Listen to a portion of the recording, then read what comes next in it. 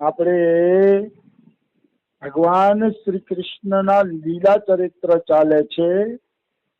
એ લીલા ચરિત્રમાં ગર્ગાચાર્યજી વૃષભાન બાબા પાસે ગયા અને વૃષભાન બાબાને આખું રહસ્ય સમજાવે છે કે કૃષ્ણ કોણ છે ને રાધા કોણ છે. અને ઈ રહસ્ય વૃષભાન બાબાએ જાણી લીધું એટલે વૃષભાન બાબા અતિ આનંદમાં આવી ગયા, દિવ્ય આનંદમાં આવી ગયા. એ રહસ્ય જાણી એટલે પછી વૃષભાન બાબાએ કીર્તિમયાને બોલાવ્યા અને બે જણા ગર્ગાચાર્યને પૂછે છે કે અમને રાધા શબ્દની વ્યાખ્યા બતાવો કે વાસ્તવમાં રાધા શબ્દની વ્યાખ્યા શું છે. એમ કહે કે તમારા સિવાય અમારા મનની શંકાને દૂર કરે એવા કોઈ મહાપુરુષ નથી, એટલે તમે અમને રાધા શબ્દની વ્યાખ્યા બતાવો કે શું વ્યાખ્યા થાય રાધા શબ્દની. ત્યારે ગર્ગાચાર્યજી કહે છે કે એક સમયે હું ગંધમાદન પર્વત ઉપર ગયો હતો. મારી સાથે શિષ્ય વર્ગ પણ હતા, ઘણા બધા શિષ્યો હતા અને અમે ભગવાન નર નારાયણ અહીંયા દર્શન કર્યા ગંધમાદન પર્વત ઉપર. તો નર નારાયણ ના દર્શન કર્યા ને ત્યારે નર નારાયણ અમને આ વસ્તુ સમજાવે છે. રાધા શબ્દનો અર્થ સ્વયં નર નારાયણે ગર્ગાચાર્યને સમજાવ્યો. એમાં રાધામાં ર અક્ષર છે રમા એટલે લક્ષ્મીજીનો. ર અક્ષર રમા કહેતા લક્ષ્મીજીનો છે અને આ આમાં આ છે ને ગોપીઓનો વાચક છે. આ એટલે ગોપીઓ, ધ એટલે ધરા પૃથ્વી દેવી અને આ એટલે વિરજા નદી. મતલબ લક્ષ્મી, ગોપી, ધરતી ને વિરજા નદી આ ચારેય દેવીઓના તેજ જેના એકની અંદર ભેગા થયા છે એને રાધા કહેવાય. એને રાધા કહેવામાં આવે છે. મતલબ રાધા રાણીની અંદર આ ચારેય દેવીઓનું તેજ હમાયેલું છે. નિશ્ચિત એમાં કોઈ એટલે કોઈ શંકા નથી. રાધા સર્વ દેવમયી લક્ષ્મી કાંતિપરા, સર્વ સંમોહિની કાંતિપરા અમારા બાબા બોલતા હોય છે. રાધા રાણીમાં સર્વ દેવીઓના તેજ સમાયેલા છે એટલે એને રાધા કહેવામાં આવે છે.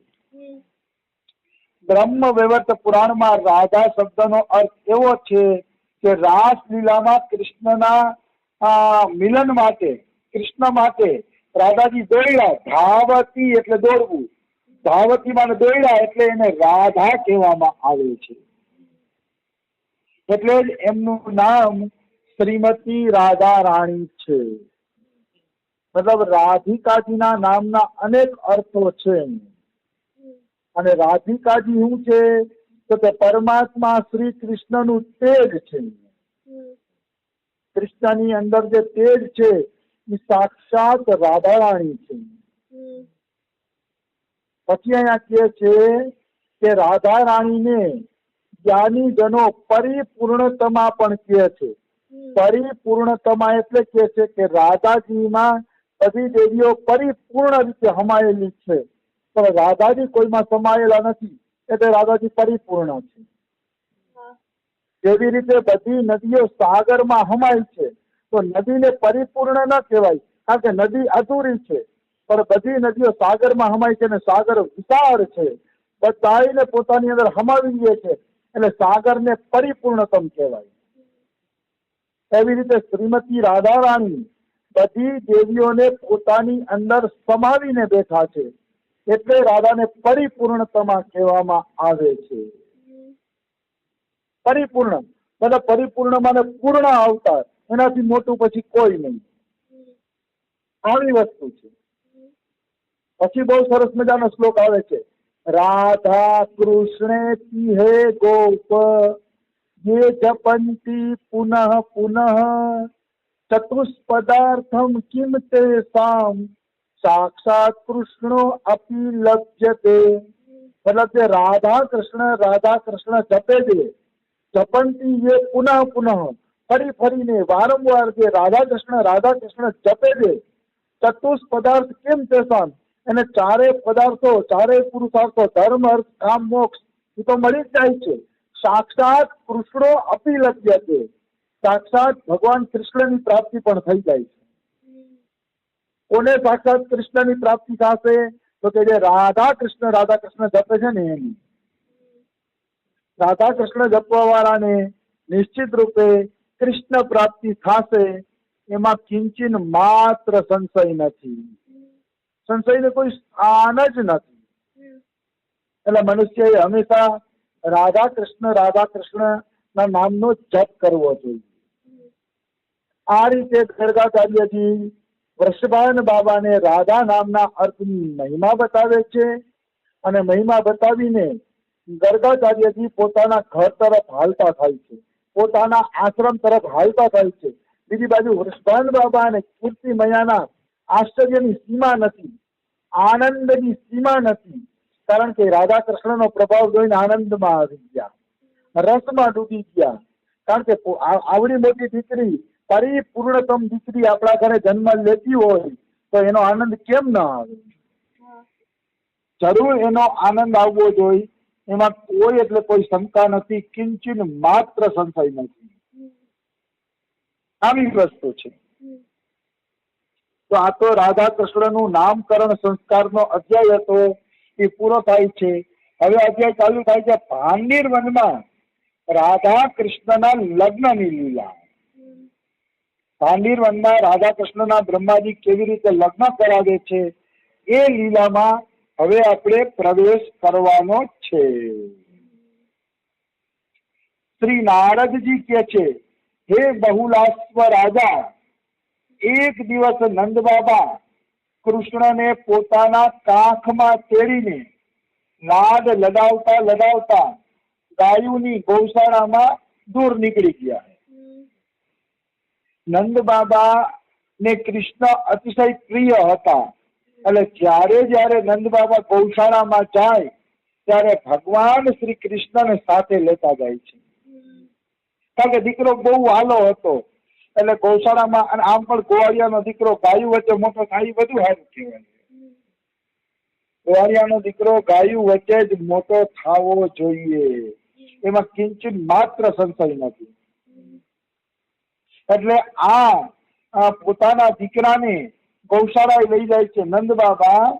અને નંદ બાબાની ગાયું કેવડી હતી? ગોકુળ થી ગાયું હતી ભાંડીરવન સુધી, એવડી મોટી ગૌશાળા હતી. કારણ કે 9 લાખ ગાયું હતી એટલે ગૌશાળા મોટી હોય ને. 9 લાખ ગાયોની મોટી બધી ગૌશાળા હતી, 10-15 કિલોમીટરની. અને નંદ બાબા કૃષ્ણને ગૌશાળા દોડાવતા દૂર વયા ગયા.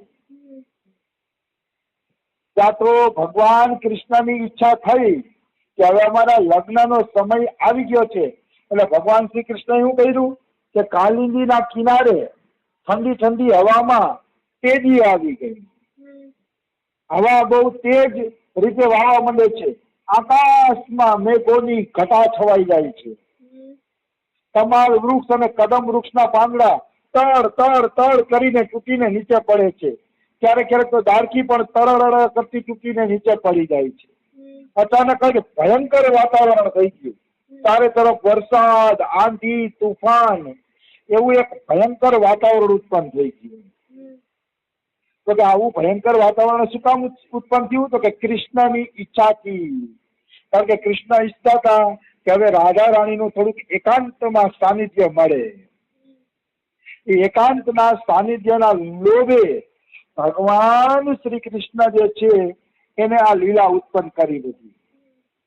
થાય છે તો અંતે બધું હરી ઈચ્છાથી થાય છે.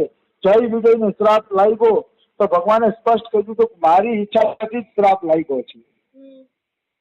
તરત જ કહી દીધું મારી ઈચ્છાથી જ આ શ્રાપ લાગેલો છે. અને આને શ્રાપ લાગ્યો તો શ્રીદામાને.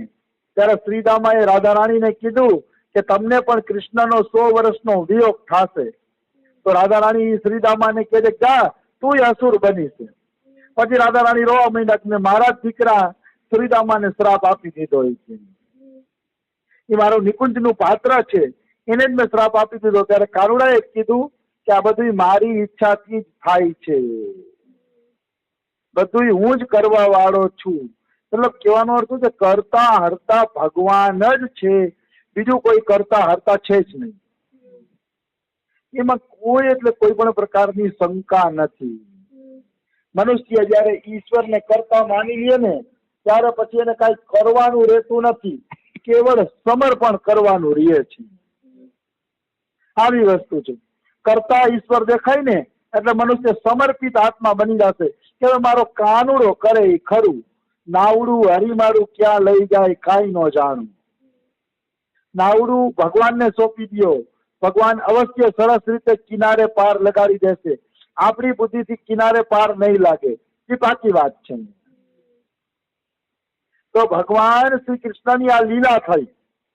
નંદ બાબા અતિશય ભયભીત થઈ ગયા છે કે મારું તો જે થવાનું હોય થાય, પણ મારા ગોદમાં આ શિશુ છે, નાનકડું છોકરું છે, એનું મારે શું કરવું?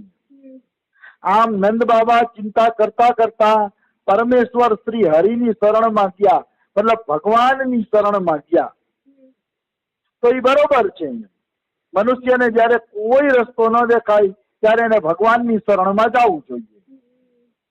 દાખલા તરીકે અમારા બાબા રાધાષ્ટમીના દિવસે સત્સંગ કરતા હતા. સત્સંગ કરતા હતા ને તો અચાનક તળ તળ તળ કરતો વરસાદ આવવા માંડ્યો, તળ કરતો. તો બાબા અચ્છા બારિશ આને લગી, બહુ બારિશ આવે છે. તો હા, તો બાબા અચ્છા આગે આ જાવ સાહેબ, અંદર આવી જાવ એટલે કે તમને પાણી નડે નહીં, પાણી તમે ભીંજાવ નહીં, અંદર આવી જાવ. બધા અંદર આવી ગયા. પછી બાબાએ કીધું જય જય શ્રી રાધે શ્યામ, નિતાઈ ગોર હરી બોલ, એવો પોકાર કર્યો ને પછી 5-10 સેકન્ડ પછી કીધું बाबा के रुक गई बारिश? बोला कि हाँ बाबा रोकाई गई बारिश। तो कि देखो भगवान के नाम का घोष किया और बारिश रुक गई के ऐसे ही जीवन में कभी भी संकट आए तुम भगवान के नाम का घोष करो, संकट टल जाएंगे। आવું અમારા બાબાએ કીધું। વાત સાચી છે, ગમે એવા સંકટ આવે ભગવાનના નામનો ઘોષ કરવાથી એ સંકટો અવશ્ય ટળી જાય છે, એમાં કોઈ શંકા નથી। એટલા માટે નંદ બાબાને કોઈ મુસીબત આવતી